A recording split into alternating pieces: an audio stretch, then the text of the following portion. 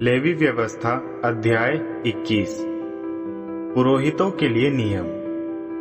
यहोवा ने मोशे को यह आज्ञा दी, अहरोन वंशी पुरोहितों को यह आज्ञा दो, कोई पुरोहित अपने लोगों के बीच किसी मृतक के लिए स्वयं को अशुद्ध ना करे, केवल उसके निकटतम संबंधियों के अर्थात माता, पिता, उसके पुत्र, पुत्री, भाई तथा उसकी कुंवारी बहन जो उस पर आश्रित है, क्योंकि अब तक उसके कोई पति हुआ ही नहीं। इनके लिए वह पुरोहित स्वयं को अशुद्ध कर सकता है। घर का मालिक होने के कारण वह स्वयं को अशुद्ध ना करे। हाँ, इस प्रकार वह स्वयं को भ्रष्ट ना करे। वे अपना सिर ना मुंडवाए, ना ही अपनी दाढ़ी के किनारे कतरे, ना ही अपनी देह में चीरा लगाए।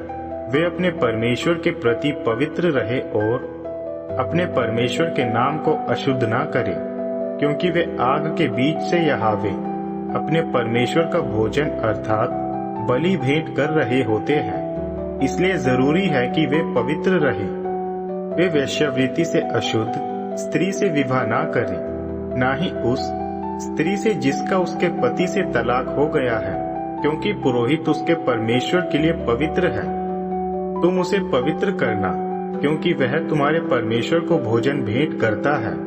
वह तुम्हारे लिए पवित्र रहे, क्योंकि मैं यहोवा जो तुम्हें पवित्र करता हूँ, पवित्र हूँ।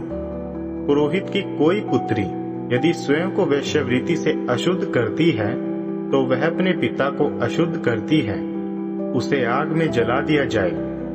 वह पुरोहित जो अपने भाइयों में प्रधान है, जिसके सिर पर अभिषेक का तेल उंडेला गया है, जिसे पुरोहित वस्त्र धारण करने के लिए पवित्र किया गया है, वह पुरोहित अपने सिर को ना उघाड़े, ना ही अपने वस्त्र फाड़े, ना ही वह किसी शव के निकट जाए, ना ही स्वयं को अपने पिता और अपनी माता के लिए अशुद्ध करे।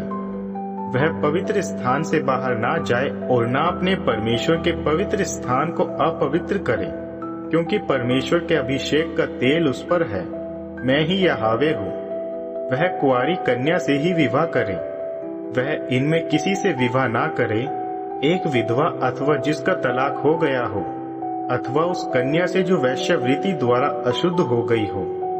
परंतु वह अपने लोगों में से ही किसी कुंवारी से विवाह करे, कि वह अपने लोगों में अपनी संतानों को अशुद्ध ना कर दे, क्योंकि मैं ही यहोवा हूँ जो उसे पवित्र करता हूँ। इसके बाद यहोवा ने मोशे को आज्ञा दी, अहरोन को यह संदेश दो, तुम्हारी संतानों में से उनकी पीढ़ियों तक कोई भी व्यक्ति जिसमें कोई अंग खराब पाया जाता है, वह अपने परमेश्वर को भोजन भेंट करने का प्रयास ना करे।